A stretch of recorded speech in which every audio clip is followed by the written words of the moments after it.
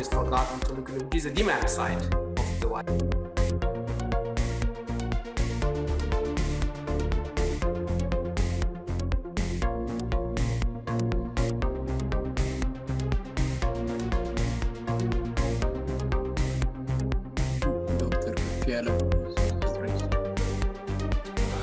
Okay, do you want to go ahead, Dr. Capiano?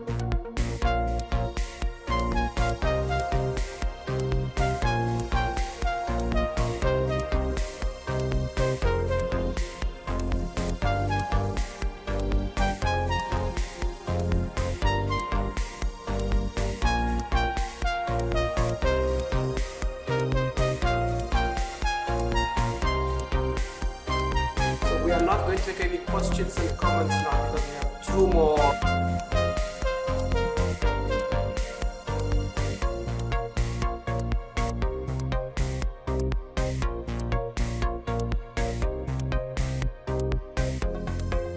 His Excellency Ato Mersie Ejigu, why Ethiopia must adopt a comprehensive framework in harnessing its rivers for equity and sustainability.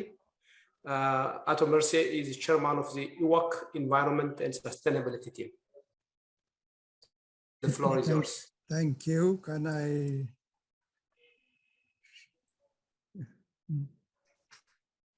Can we? Time ቀደም ያሉት presentations ላይ ጥያቄዎችን መቀበል እንችላለን prof. Yes, okay, let's do that. Actually, I was going to suggest that. Yeah. So let me start a question to Professor Isaias.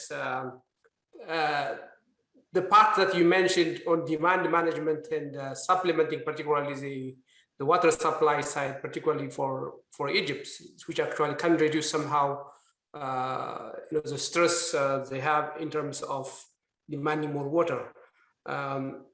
How does that looks like on the Egyptian side in terms of using an improved irrigation system? Most of the time they are using furrow irrigation or surface irrigation that actually consumes a lot of water. And at the same time, also, they have really quite substantial amount of groundwater that they have never so far used. And also, even though they have started some kind of desalination, I don't know what the scale is. Or maybe, an improved agricultural practice, selecting crops that takes less water, not cotton, not, other types of crops that actually consumes a lot of water. So how do you see the implementation of this in terms of its feasibility, but also in terms of the scale? And where are we in Egypt? The other one is, the recent initiative in Ethiopia is cloud seeding, which is being practiced in some countries, including Israel. How big and how large or how feasible is cloud seeding in Ethiopia? Is it being practiced? Do you believe that this is going to actually maybe somehow change the whole dynamics, particularly in dry areas where cloud seeding can actually produce more rainfall? And the third point is flood management utilization. Here in the state I live in, we do have a technology called aquifer storage and recovery, which means you harvest runoff, you treat it, and then you inject it into the groundwater system, and you can actually use it. So I know in Ethiopia, land is not an issue. We can completely, harvest most of the runoff and floods and use it at a later stage, which is not the technology there. And how feasible it is, and how much planning do we have at the ministerial level? Let's start with this.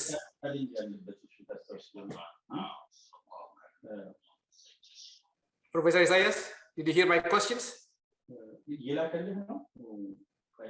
Yes, thank you very much, Professor Asafa, especially the first question I heard very well, but when you took the second question, I couldn't get it because I don't know what happens, but I was out and then I come back again to the system.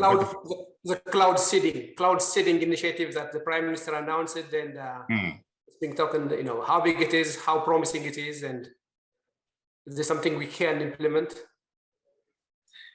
Yeah, well, thank you very much. In general, what I try to show the relevance of water technologies as a basic instrument, because in our region we do have this freshwater crisis, mainly claims about freshwater scarcity.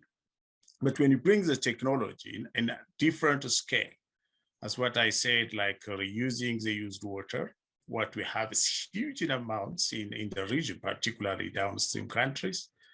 It's possible to alleviate the challenge what we have. The technologies already exist. The only thing is bring in our context, in regional context, and makes cost-effective such technology. So to do such kinds of things, basically the integral part is energy. That's what I try to show you, especially the two homogeneous, heterogeneous technology. They are now practicing very well in different parts of the world. Even in the area, have huge amounts of fresh water.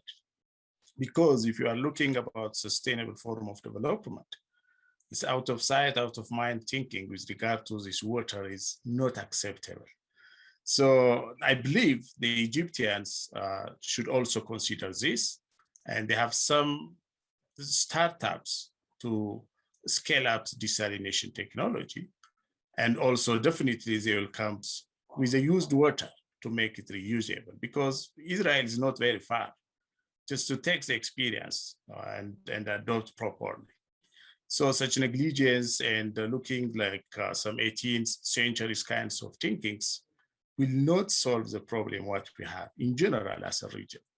So what we need to do, as what I got a question from the text as well, the demand-based, research-based data should have to come. The researcher, we have to work aggressively about this water technologies and the technologies that supplement natural water resource and also recycles unprecedented quantities of water. So with this regard, there are many initiatives already happens, and this initiatives has to be strengthened in our regions. In that case, we can solve the problem. Well, in Ethiopia, we are doing a lot, really. When you look at it in different aspects, it's well fit with the green economy. It's very well fit with sustainable kinds of approach. The issue of even reusing the waters or treating and utilizing back the water in the small industries, even what we have at the country levels is already started. There's good initiatives.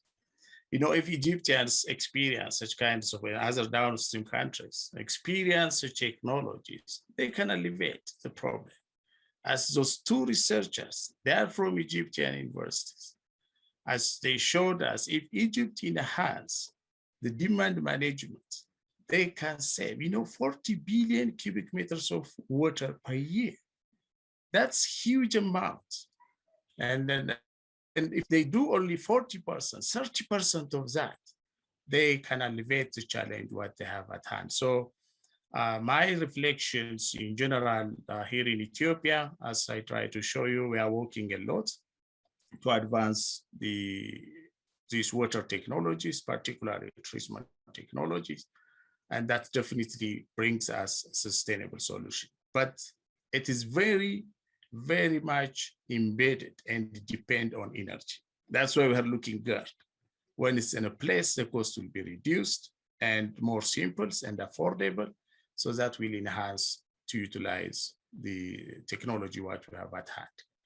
And the other initiatives, the initiatives that now appears by our prime ministers, that's also really the huge, I should have to say, it's a very noble initiative.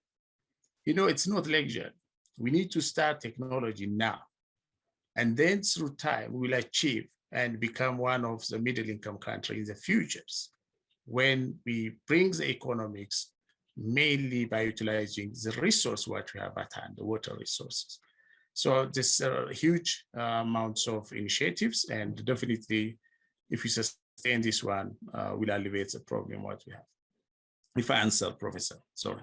Yes, you did. Yeah, you did.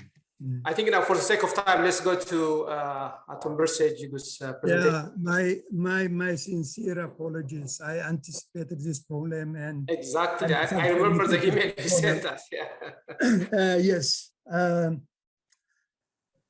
it is a blessing to be the last speaker, because almost all issues have been raised by previous speakers.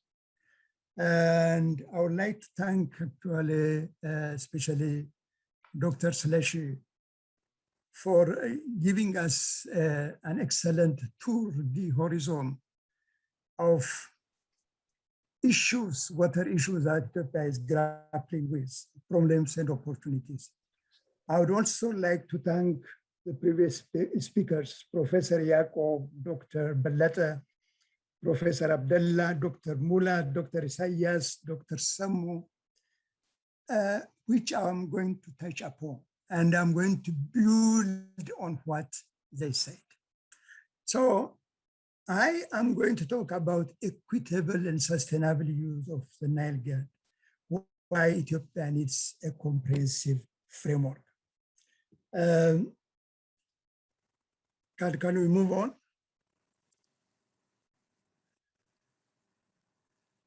Oh, okay, it's with me. Okay, good. I'm in charge. Okay. Yes. Okay. Now, why do you worry about a comprehensive framework? Why worry? Why bother? Well, first is that a comprehensive framework gives us a good understanding of what water is all about. Yes, we know that water is life. Yes, we know that access to water is a fundamental human right. Yes, we know that big civilizations, commerce, governance flourish around rivers. And as a matter of fact, it is Nile that created Egypt.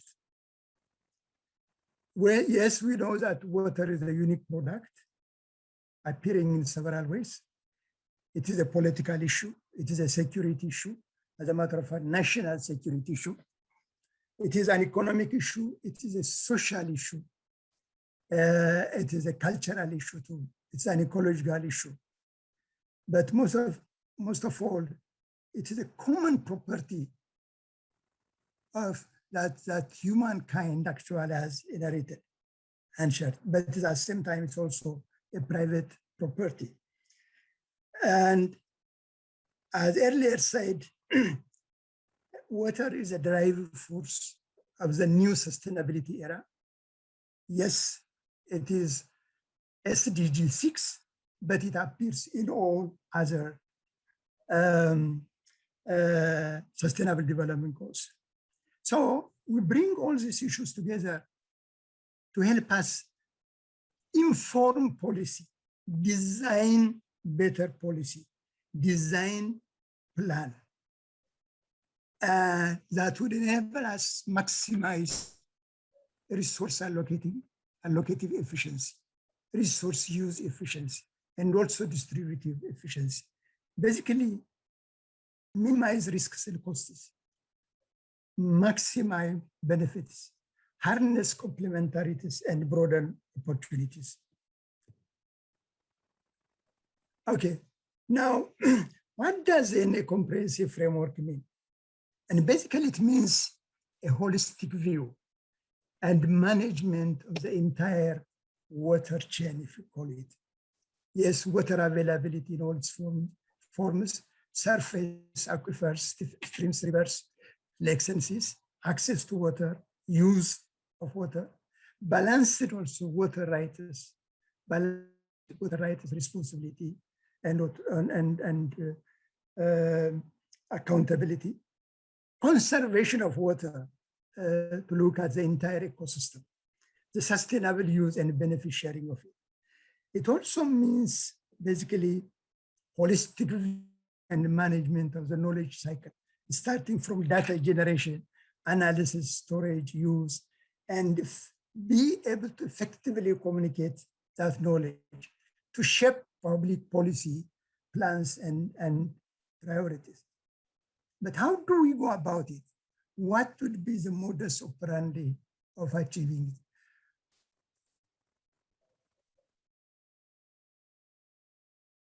it? Okay, now I have tried to really bring all those issues together. And with my limited understanding of what has been done, actually, all those issues that have been indicated earlier in 10 basically actionable points, what I call components. The first component is basically is understanding that Ethiopia is one indivisible and highly interdependent water and mountain ecosystem.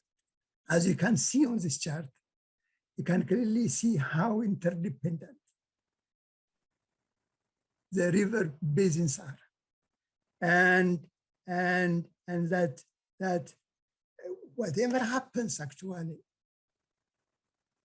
in other words, the biodiversity loss that we see in the Bali Mountains National Park impacts the Blue Nile Basin, and whatever happens in the Blue Nile Basin impacts other water resources. So it is important to see really this, to see this, interdependence, and pursue a one program approach to maintain, restore ecosystem integrity and diversity, both in terms of time and space. Component 2. Yes, we all have spoken about the GERD. That is great. But what is really important here is to make sure that the GERD dam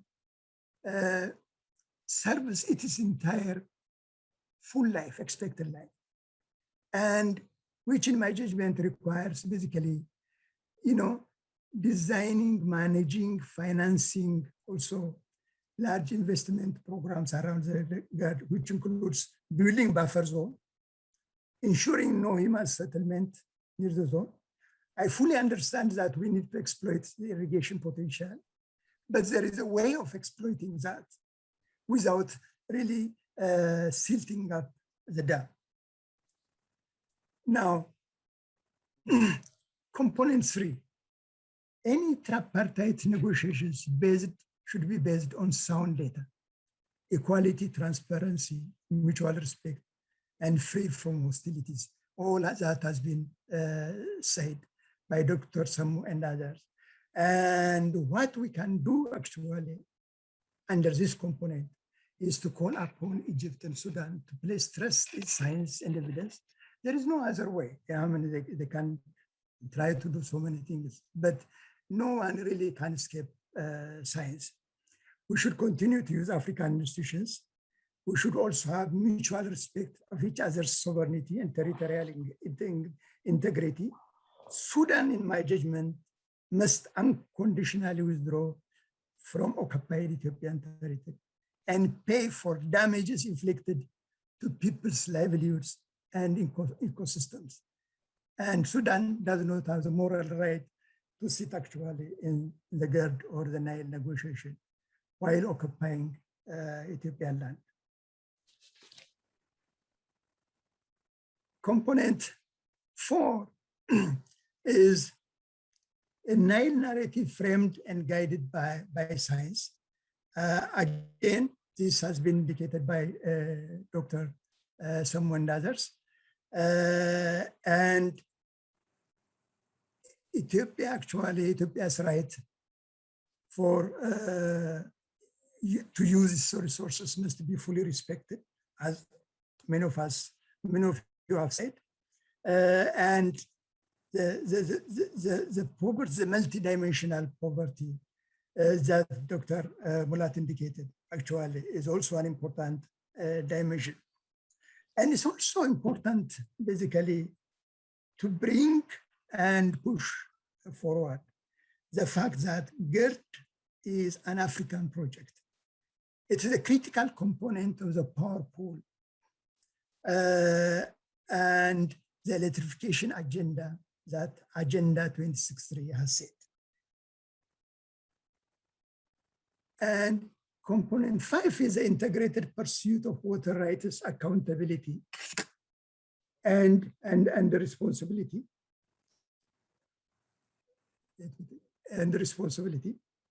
And what do I mean by that? Yes, every country has the right to use water resources, but those rights need to be fully respected. And countries should be held responsible for actions that harm a riparian country. Dr. Samu indicated actually the 1959 agreement. So that was self-granted veto power overdevelopment projects upstream. Egypt exercised it with the help of some developed countries. It has done harm, considerable harm to livelihoods. We have lost habitats, lost economic ecosystems, and lost water sources. Egypt's action represents exercise without responsibility and accountability. Therefore, Egypt should be held financially for damages to Ethiopia estimated at $80 billion. This was an estimate made by a few of us, but it can be further refined. And any delay in the completion of GER as a result of Egyptian action will cost Ethiopia actually 1.5 billion. This was an estimate made by the EWAC economic team. Now, we should have shared the responsibility for maintaining ecosystem, and we should adopt actually conservation-friendly programs through what is called payment for ecosystem services. Okay, now, well, I don't want to say but basically I was trying to compare actually Egypt and Ethiopia, and you can clearly see that it would take possibly something like 20 to 25 years for Ethiopia to reach the level of economic and social development that Egypt is today. Ceteris paribus, in other words, if Egypt remains at the same level.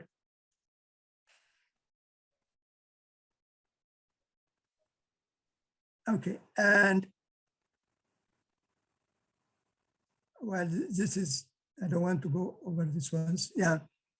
Component 6 is efficient, equitable, responsible, and sustainable water utilization. This has been again indicated by Dr. Samu, Dr. Isaias, and because the fact that Ethiopia's water usage is less than 50%, 15% of Egypt. There was, Dr. Isaias indicated the 40 billion cubic meters that could be saved, if Egypt had adopted actually more efficient water use practices. And at the same time, we should also take full cognizance of the fact that while Egypt has access to both the Mediterranean Sea and the Red Sea, Ethiopia is a landlocked country where water scarcity is more severe than reported. And so the issue of access to the sea has to be an integral part of whatever actually water schemes we're designing. Components 7 is mainstreaming impact of climate variability and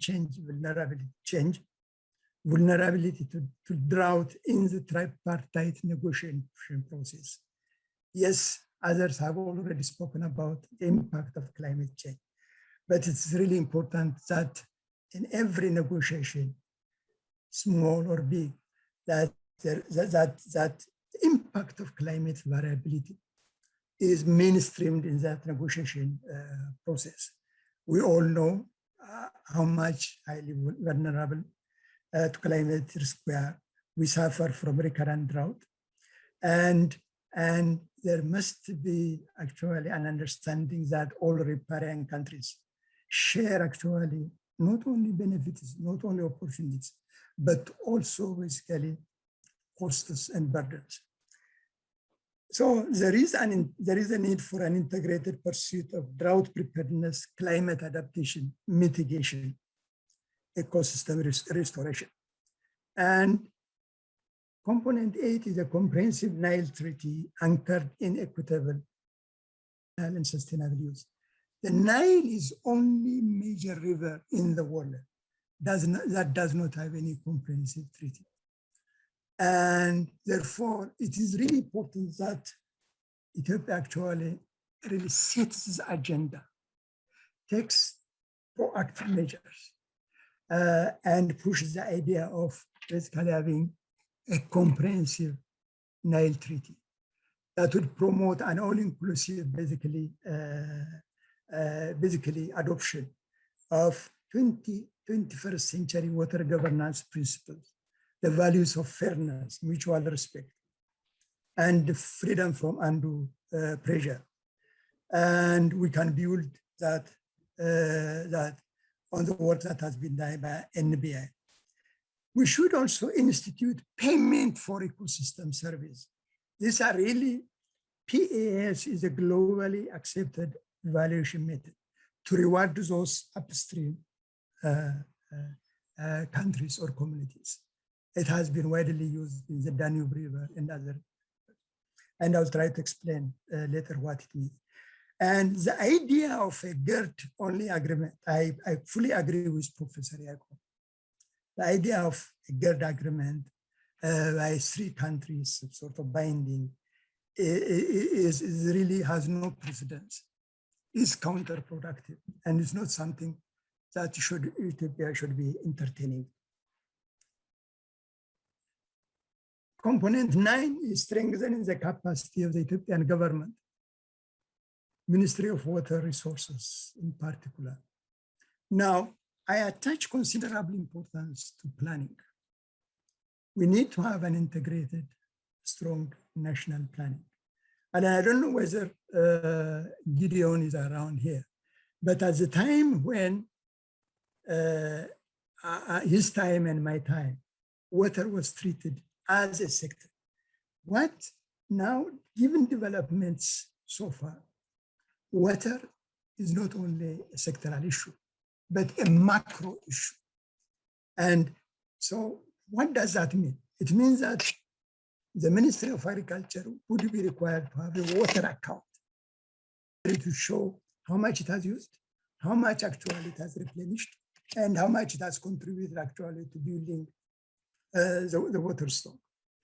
And therefore, and the same is true with other ministries, industries, and others. We need also improved water information system that has been already indicated.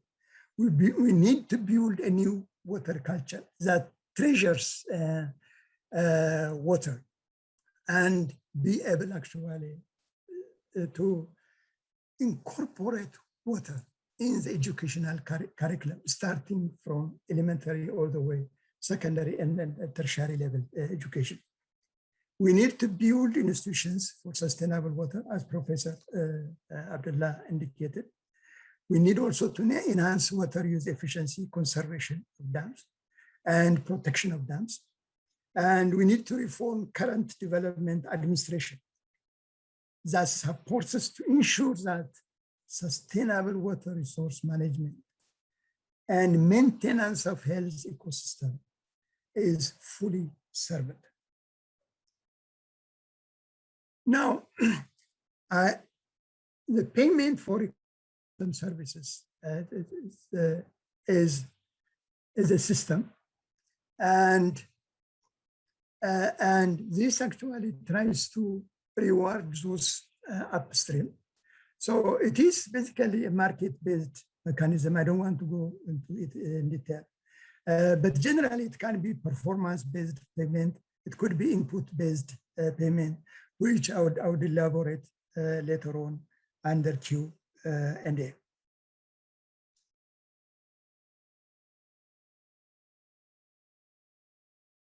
Oh, okay, and another important aspect that I have spoken is the water and natural capital accounting.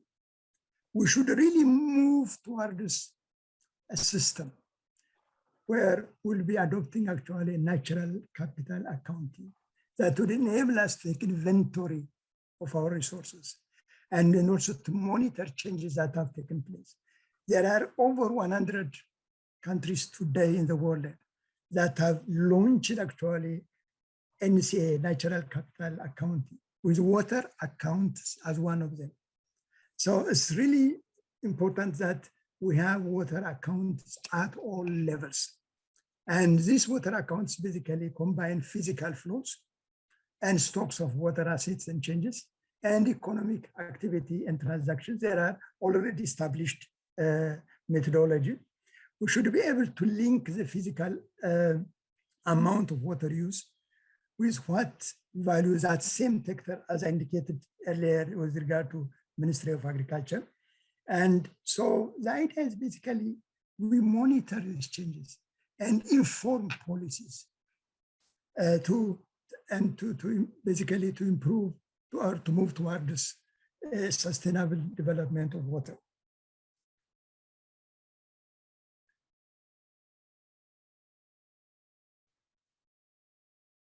Yeah, and the 10th component, which is the last component actually, is basically we should try to move toward this win-win and sustainable solutions. And that is only the way that really countries can move forward. We should give science, peace, cooperation, equality and fraternity a chance.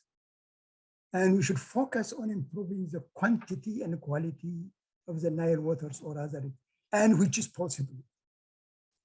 And towards that, we need to develop an integrated short, medium, and long-term investment plan for ecosystem restoration, and to also restore lost streams, feeder rivers, and in a much more magnified manner that goes beyond the Green Legacy Initiative and other basically project-based water and soil conservation programs that are being implemented. And so the idea of also immediately commencing work on a comprehensive Nile treaty is also important. And we should be able to declare the Nile Basin conflict-free, and that's the only way forward. So to conclude, let's bring basically all these 4 components together.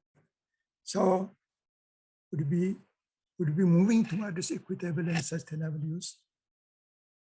And we can think of an operational framework with these 10 components. And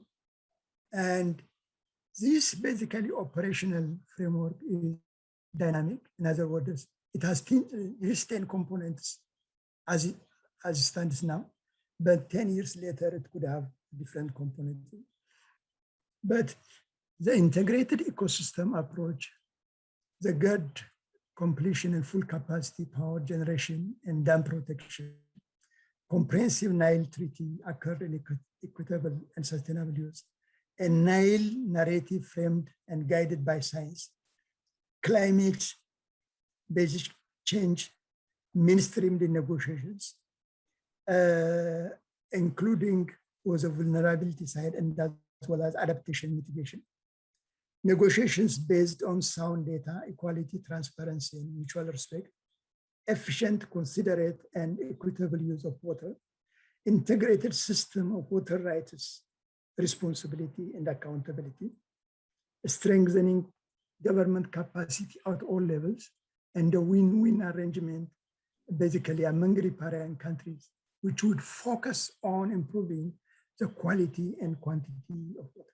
So this is basically each one of these can evolve into really a big program that would help us basically push the agenda. And then lastly,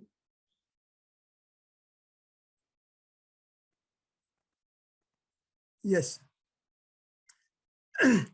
whatever actually we design at the macro level, at the national level, will also have to be designed actually at the lake ecosystem or river level. So we could have that kind of principle, the Nile, and for Ganale Dawa and so on and so forth. And this is actually what I tried to bring together actually for Lake Tana.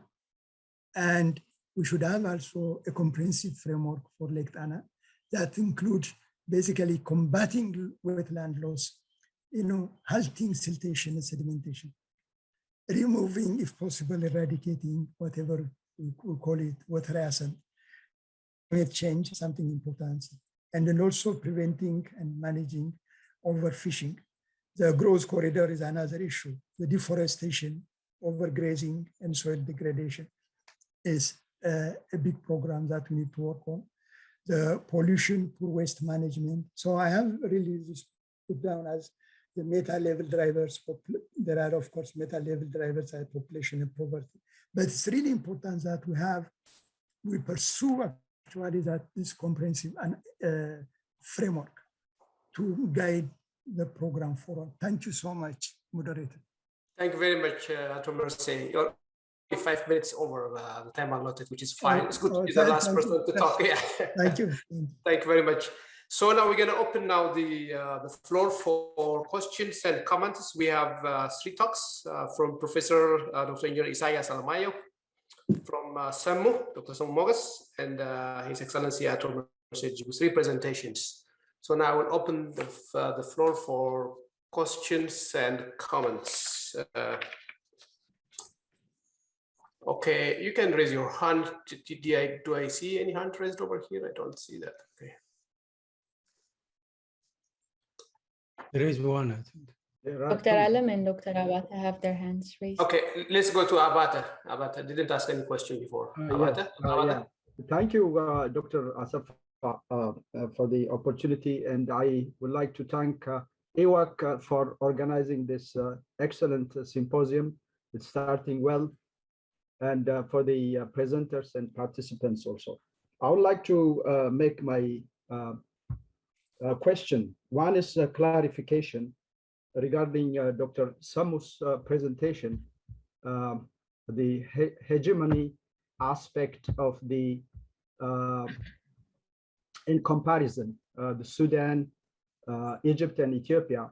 I believe that he was not saying that Ethiopia is exercising its geographical location as a means of exercising hegemony, but he said it has a potential. If he clarifies on this, I appreciate. And the second question is Dr. Isaiah's presentation, excellent, but I believe that his alternate water use, like desalination and also wastewater use, is more prescriptive or suggestion for Egypt and not applicable for Ethiopia because of the cost-benefit analysis also if you do, and also the availability of coastline. I don't think those things are applicable for Ethiopia. And if he clarifies on that, I appreciate. And in line with that, Egypt's use of flood irrigation. That's one of the most wasteful way of using the Nile water. If you can speak on that also, I appreciate. The third one is the lack of, in comparison, discussion on the water quality of the Nile water with regards to the waterborne disease like bilharzia, and also on the problem of water hyacinth on the Tana Lake, and the problems with the fish population also. If somebody addresses on that, I appreciate, and thank you for the opportunity.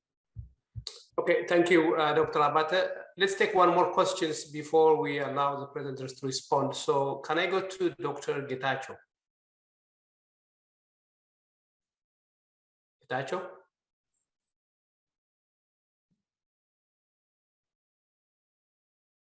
Okay. We can't hear you. Unmute Dr. Getachew. He's unmuted there, okay. Seems he has a mic problem. Yeah. Okay. Then let's go to Mr. Gereda. I'm a second. Okay. My question is to Ato Mersie. In the process of siltation and sedimentation, how could we aggressively work on that to save some of the environmental degradation that would cause, it's already caused, but that would stop it or preventing it from further damage. One. Number two, on ANA, ANA needs a comprehensive framework. You just mentioned that. And if so, that comprehensive framework should it include those beneficiaries such as Sudan and Egypt, because we need to save the ecology and sustain the environment, where the source of ANA means giving 65% of the benefits. So how can we use this document to pass the cost of saving ANA to those people, or to those countries? Egypt and ANA. I'm sorry, Egypt and Sudan. So those are the two questions I want to frame. Thank you very much, Mr. Gerda. So now we have maybe 4 questions, 2 for Ato Mersie from Gerda, and then Abate has a question for Professor Isaias and also Dr. Samu. So Professor Isaias, you can start, and then please make a brief answer so we can also go through other questions again. Yeah, thank you very much, Dr. Abate. Well, one of the questions is about applicability of the technology, what I try to show you. Well, I try to show you 2 important technology. One is the desalination issue, which can be applicable for those 5 front lines countries which have the coastal lines. That's very true.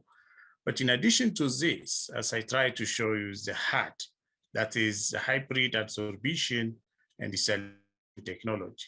You know, in Ethiopia and the other countries as well, even the groundwater contain huge amounts of fluoride, which cannot be used for the purpose.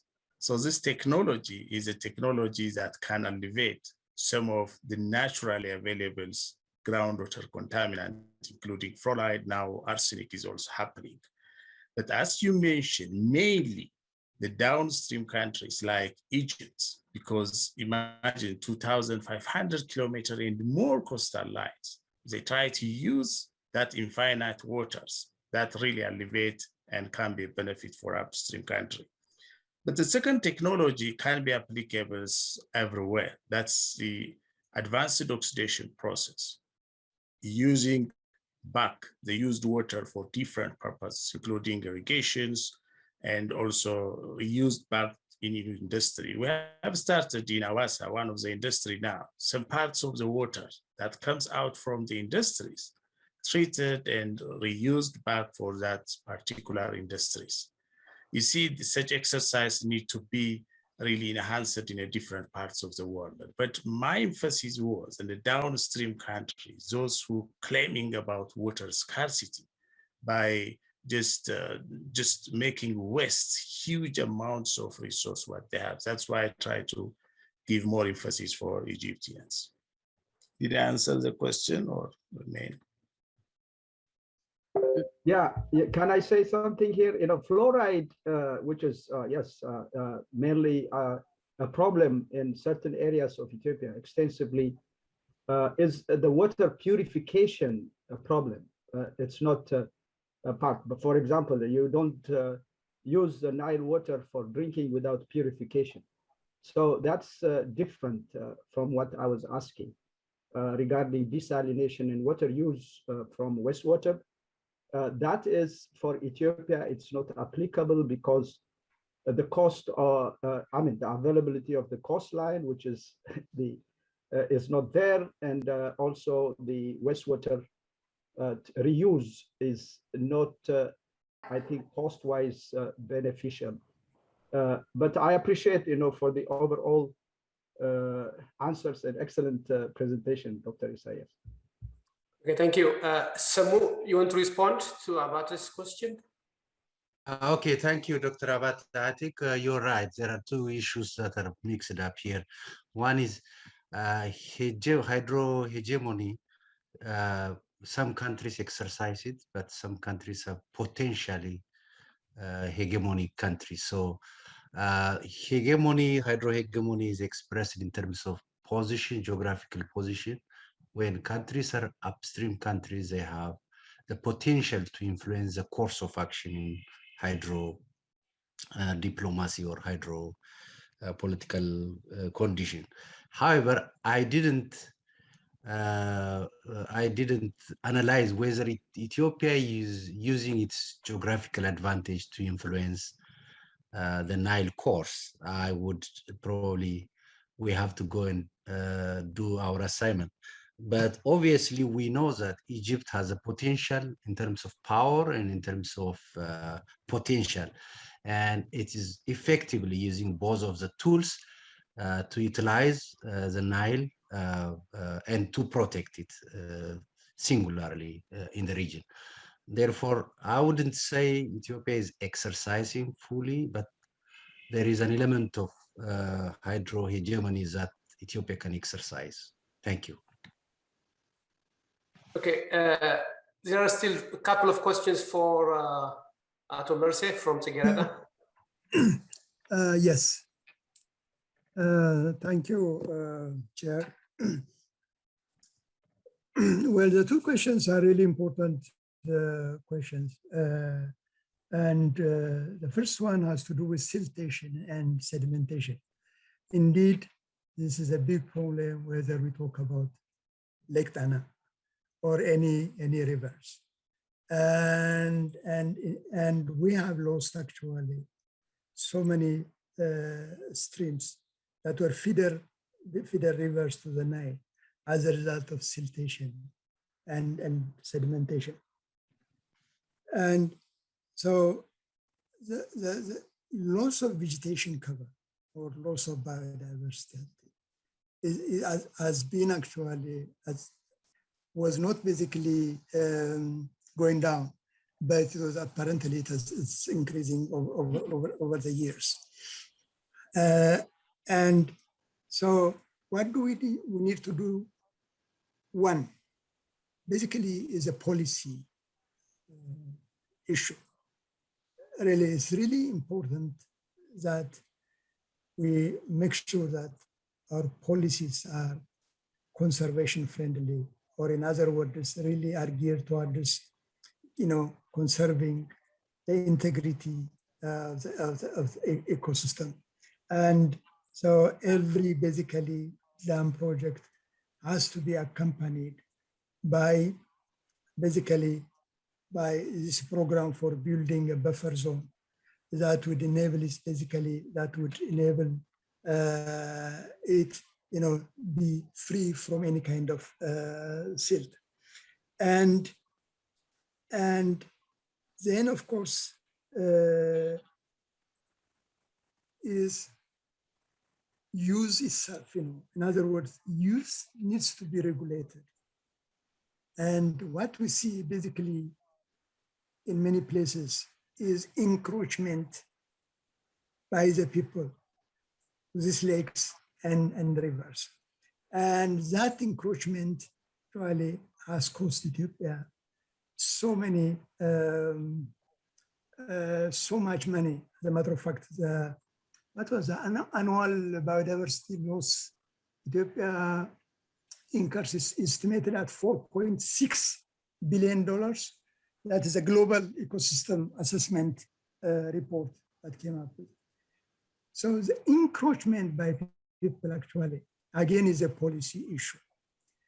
People, that's where also hard decisions actually by government leaders have to be made. That, these people are reserved. In other words, the whole lakes and rivers need to be protected from any kind of encroachment. And those communities that have encroached into these lakes or into the nearby forest area need to be taken out back. And that's where actually where the problem Ethiopia faces lies. People go and encroach and they say that, oh, the political they leave them there. And so I would first and foremost really focus on strengthening policies and institutions at the national level.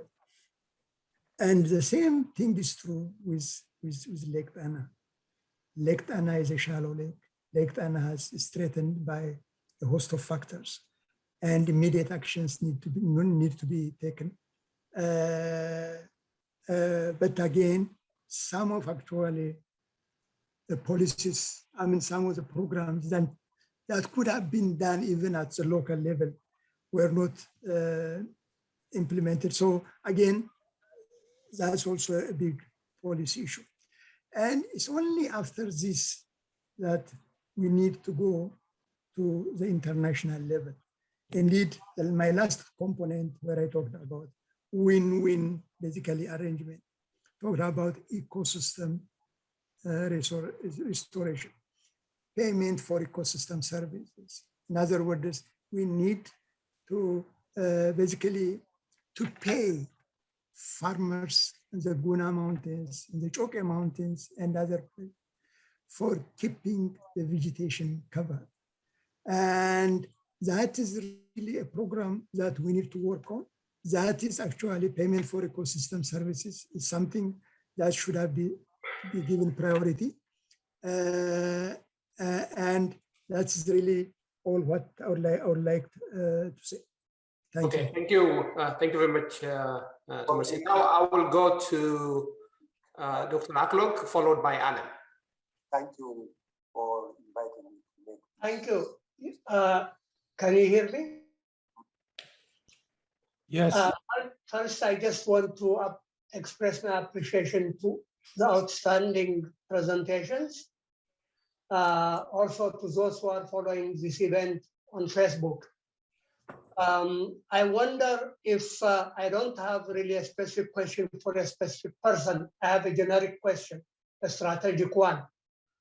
In my mind, given the outstanding presentations, the analytical pieces, the elephant in the room is geopolitical. In other words, the lack of reciprocity on the part of especially Egypt. How do we deal with the question of reciprocity,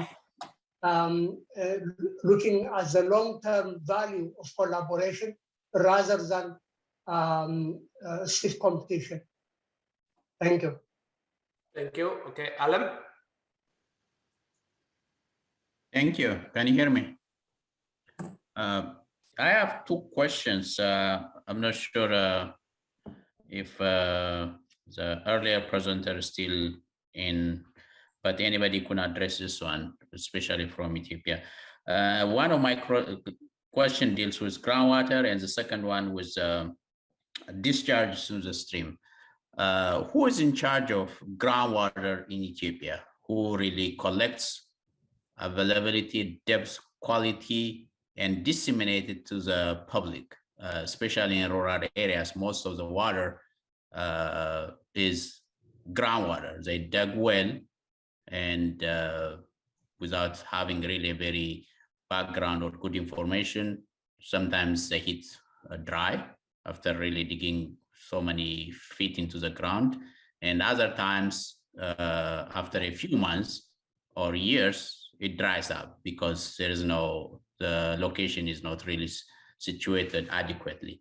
So if someone enlightens me this one, I'm asking this out of ignorance. I have very little information about groundwater study and availability of information in Ethiopia. The second question is,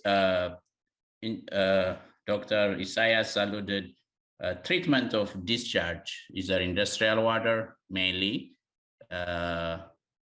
before it discharges to the streams?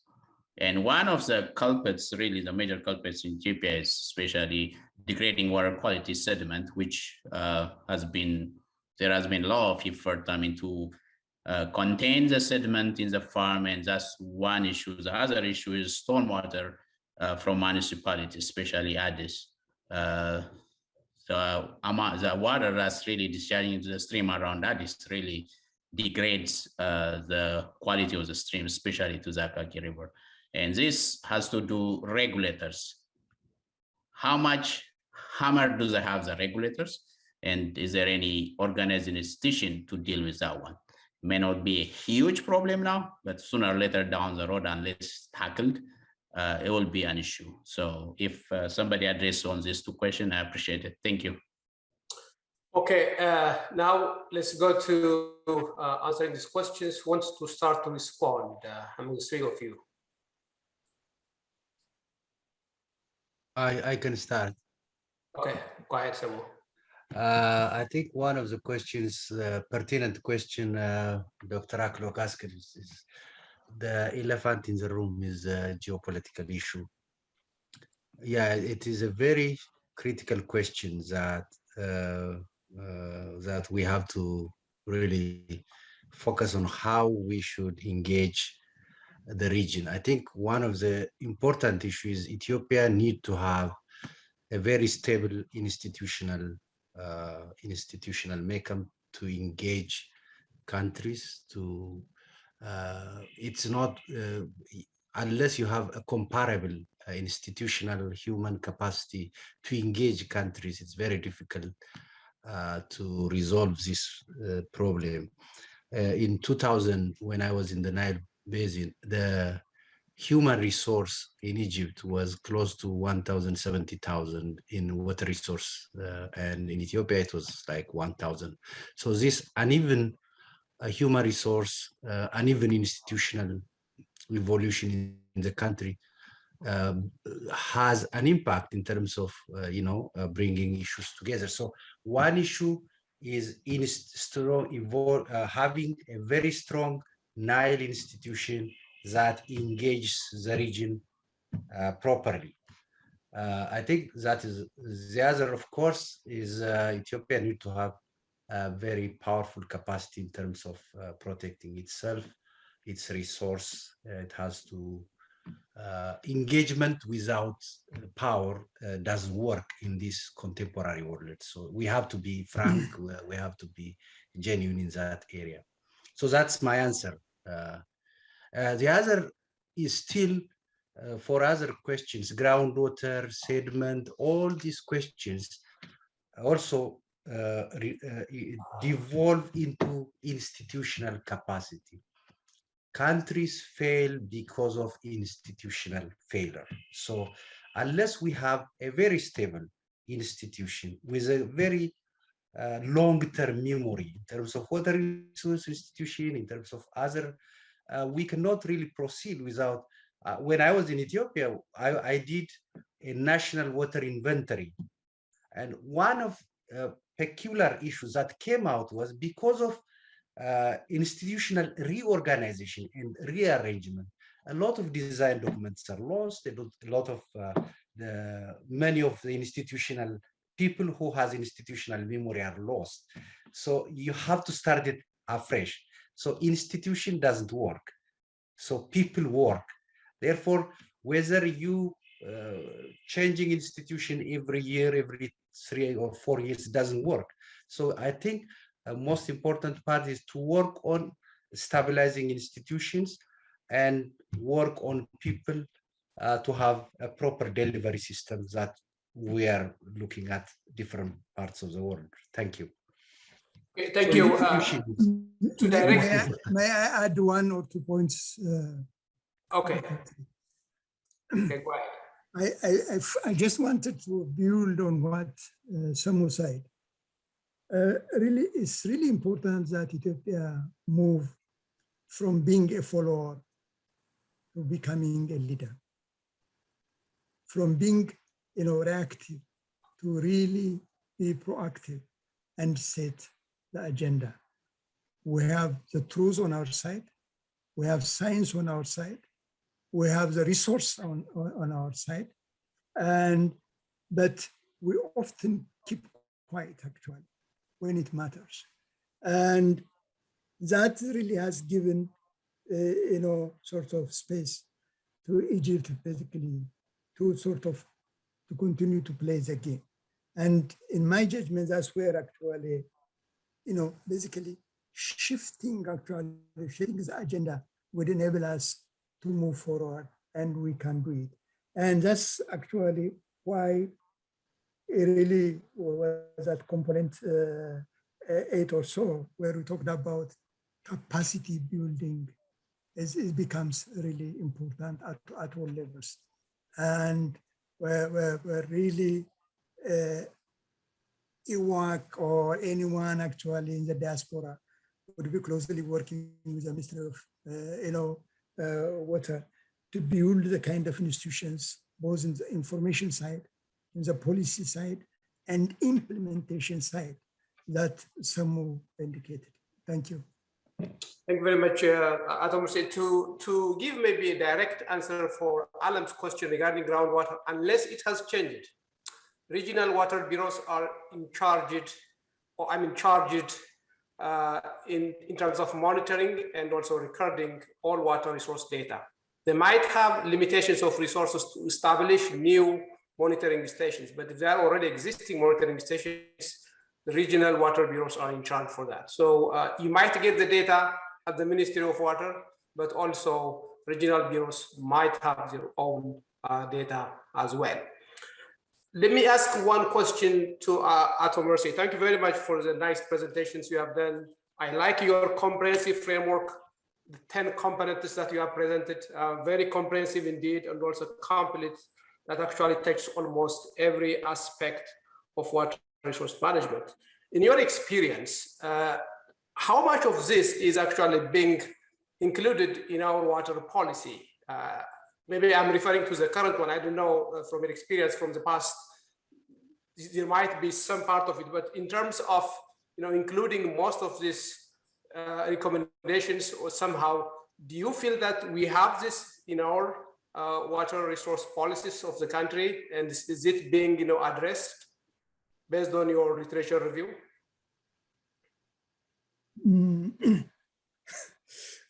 Okay, the simple answer is no. We still have to work on these issues. But let me back up a little bit and talk about the 10 components that I indicated. They really can evolve into some kind of program, and they're all doable. And by that I mean basically, taking actually a longer, time horizon. I'm thinking in terms of really, the medium and the long term. Like, for example, if you take the water account, for example, the natural capital account, which all countries are working on now. Take Rwanda, Uganda, Botswana, as a matter of fact, has developed a mineral account as part of its natural capital account. Kenya has started, livestock, wildlife census, for example, as part of the natural capital account. But I don't hear any of those actually, water account or forest account being developed in Ethiopia. And so that's actually one area that we need to work on. And at the same time also, I don't know also to what extent the planning actually, the national planning process is inclusive. And I don't know to what extent it is, it engages actually the sectors. And I don't also know to what extent basically, all these emerging and new issues at the global level are taken, on board. And certainly it's hard actually basically to comment. I wish you pose this question to Dr. Seleshi, but really my wish and my desire is the fact that we need a strong national planning institution. We need a robust, basically, 5-year development plan, and that basically development plan should have water resource as its major focal issue, as a macro issue, as I tried to explain. And indeed, Ethiopia actually, compared to other countries, Ethiopia actually is a latecomer as far as building water institutions is concerned. Look, the Arba Minch Institute actually was created during the Mirt Zamecha 1979 or 1980. And then subsequently, actually, there was some work done basically through the Valley Development Authority, something like that. But the information actually, basically, our information statistics and the range of information that we have, and the way, the manner it is stored and made available basically to users is very, very limited. And so we really have a long way to go, in my judgment. I could be wrong, in terms of building institutions, as Dr. Samu indicated, building the information system, doing actually sort of the planning at all levels, and really taking that comprehensive approach to ensuring that Ethiopia's water resources becomes an integral part of the overall natural resource management. And it's really important when I talked about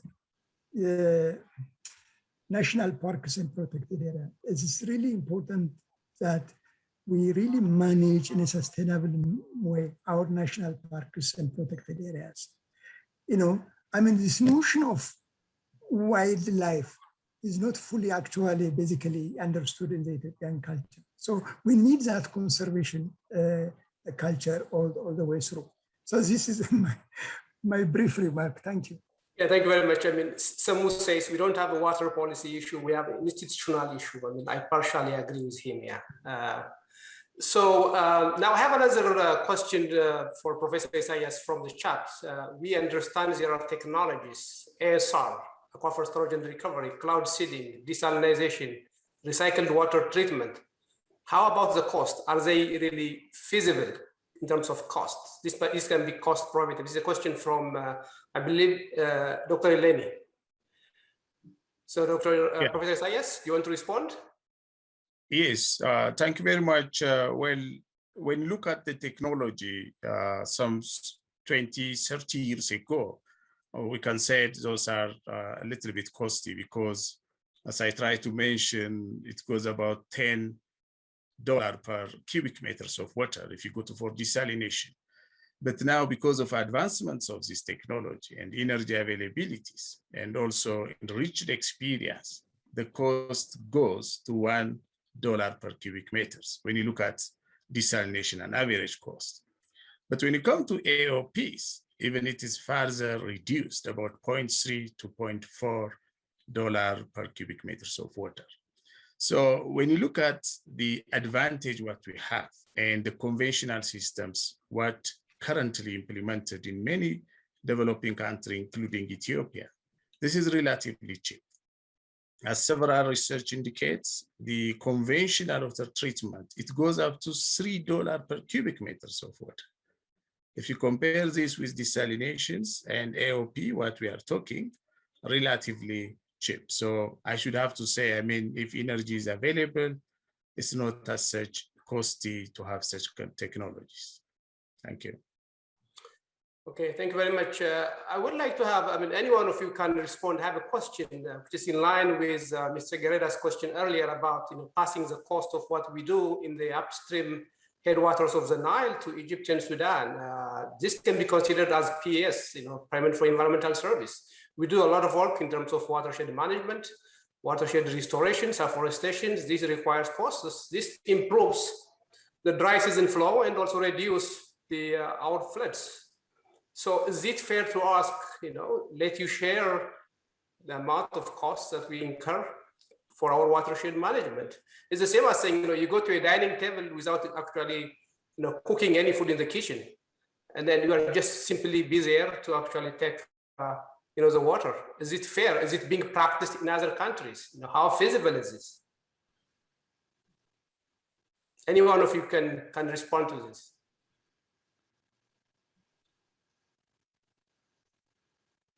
Dr. Getachew raised his hand. Getachew, is your mic working? You are muted. We still can't hear you. You can't hear me. Yeah.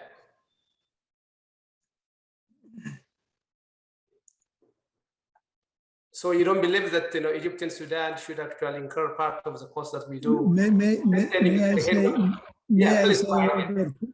Go ahead.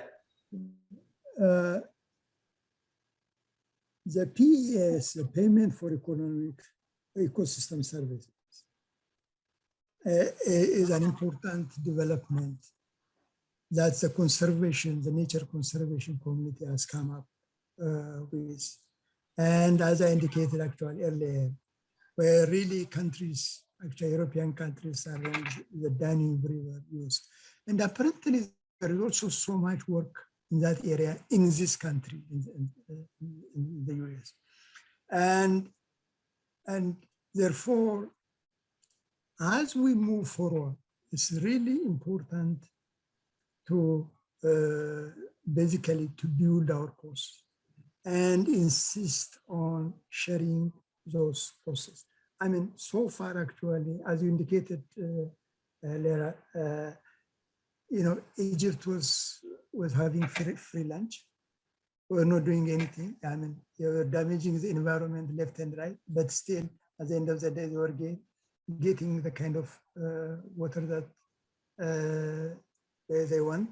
So this game has to change.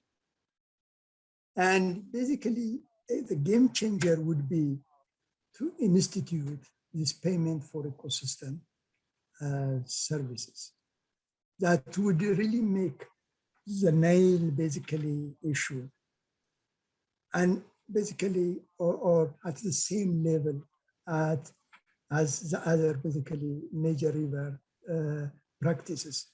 So this is really, and that cost has to be shared, and there is no way out. And Ethiopia has to be able to push that forward. We should not expect any kind of thing to come from Egypt or Sudan or other or Western countries. That's why I insisted on Ethiopia really be in a position to set the Nile agenda as we move on. And that time actually is now.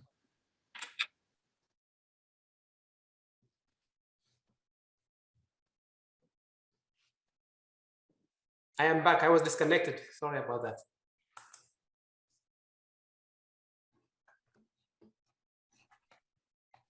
Okay, I was away.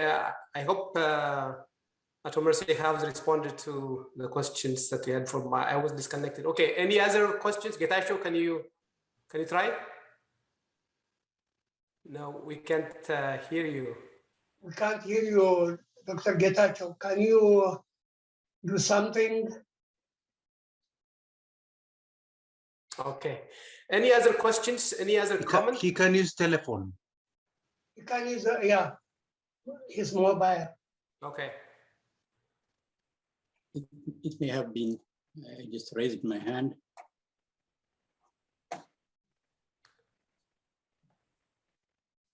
Dr. Haile Larebo was trying to ask questions through chat. I didn't get his questions. Are you there?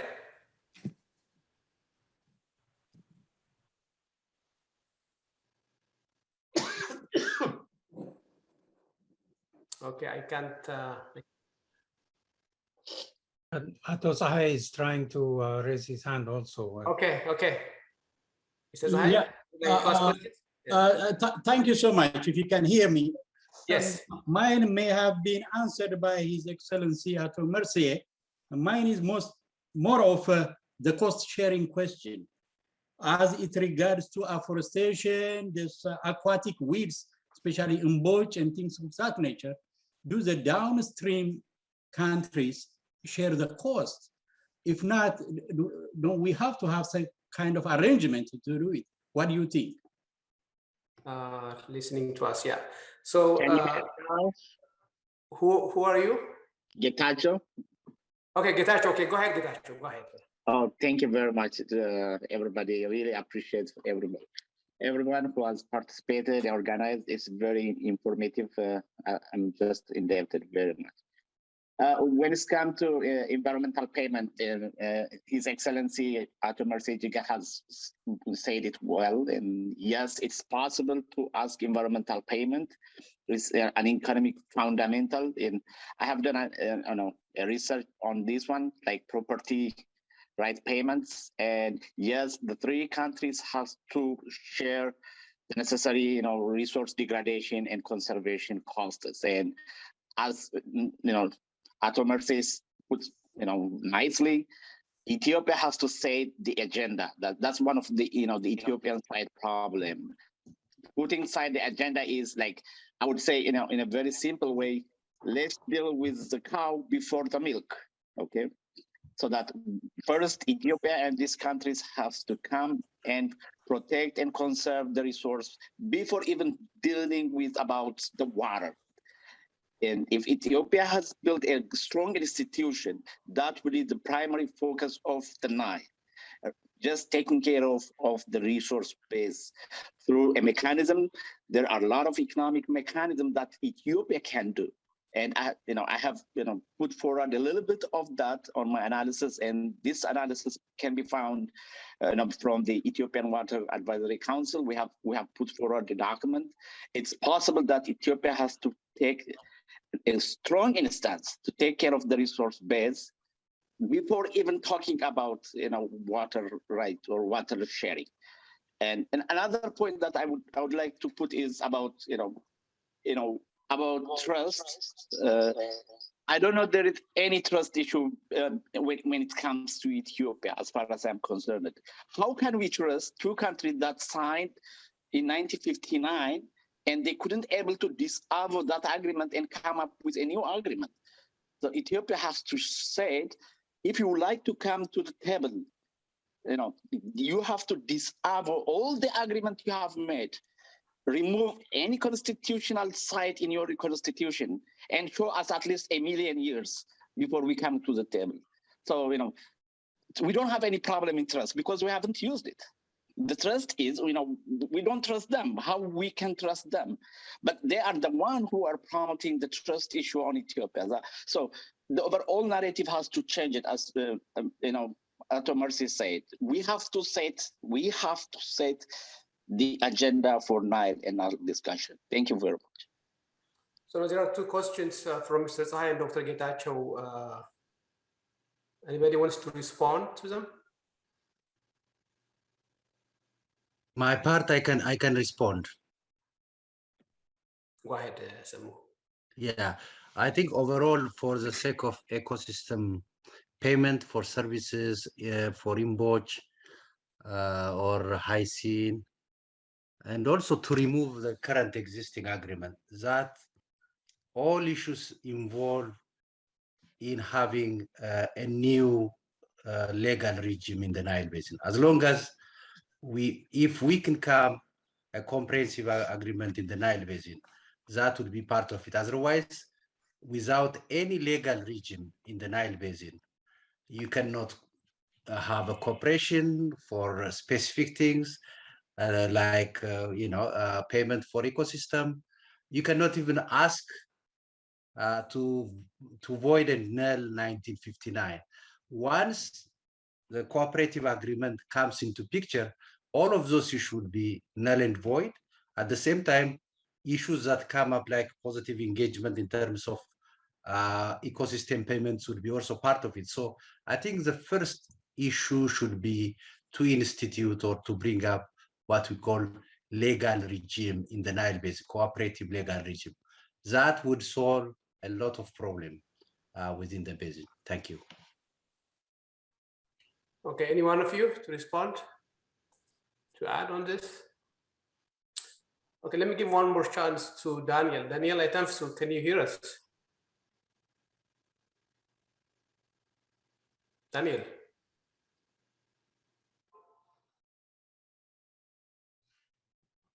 I don't think you can hear us. Okay, I think we are 2 minutes away from 3 o'clock, and that is what the schedule says. It's a perfect timing. And before I say goodbye, I'm going to invite Connor. Is Connor here? is our master of ceremony, or maybe Dr. Aklog to say a few words and maybe close it, and then talk about what's happening tomorrow. Thank you very much, everybody. You have been very good to me, especially the presenters, and all of you for taking all this time. It's a long and packed day, but we made it. I hope I'm just going to what someone said. Excuse me. Take a minute to add to what Dr. Samu just said. This is Dr. Lama speaking. Okay, Dr. Lim. I was on the verge of closing and passing it to Dr. Aklog, but my hand was up, but I didn't. Go ahead. Okay, thanks very much. I really want to reinforce what Dr. Samu just said. We need a legal regime. There was an effort to create this through the Nile Basin Initiative, and because Egypt and sometimes Sudan, they walk away after they negotiate, they work out the details and create this regime. The Nile Basin Commission, which would have been created if 7 of the Nile Basin countries ratified, for example, the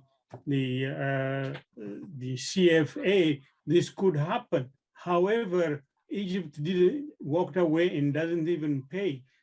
My quick way is for us to find out how can we bring back the Nile Basin Initiative, and through that we can create this, and then whether it is the headwater benefits approach that we want to pay for efforts that is done upstream in watershed improvement, sediment, green, whatnot, those concepts could be implemented if we had a legal regime or a structure through which we work out rational, scientific, or engineering procedures. But we need to have that legal regime or structure, and what Dr. Samu said is really what we need. We say, how can we implement this? How can we reinforce this? Egypt needs to be forced into accepting or behaving in a normal way. We cannot do it without a structured way to have them respond to these kinds of obvious demands. Thanks very much. Thank you, Dr. Limba. Dr. Aklog, if we go beyond 3 p.m., it is Dr. Limba, it's not me. Thank you, everybody, for being nice and for the wonderful afternoon and evening. And I would like to thank my wife for passing snacks and coffee continuously until now. Without her, it could have been very difficult for me to be here. Now I'll pass the floor for Dr. Aklog. Thank you, Professor Asaf. It's really gracious of you. How you ended it is really marvelous. I want to thank each and every one of the speakers and the people who asked questions immensely. This first conference is really extremely educational and successful, and I appreciate each and every one of you, especially Professor Asafa for leading it carefully and in a balanced manner, entertaining everybody's questions. So I appreciate that. I also want to thank Ato Kona and Ato Zahai for facilitating this forum, as well as others that I mentioned this morning. Tomorrow, by the way, because of the immensity of the subject matter, we divided the forum into 2. Session 1 today and session 1 tomorrow. I just want to urge you to attend tomorrow's session. Tomorrow's session will involve about 8 speakers. The keynote speaker is Dr. Gete Zellaka, and there will be coverage concerning other topics that we haven't covered today, including, for example, NBI. So it's really a journey that we have begun, but the journey started extremely well and productively. I appreciate everybody's participation. We look forward to tomorrow's participation as well. with the same energy, with the same level of interest, with the same level of participation. I look forward to your attendance tomorrow as well. Thank you very much, Dr. Asafa, Professor Asafa, again. I appreciate it.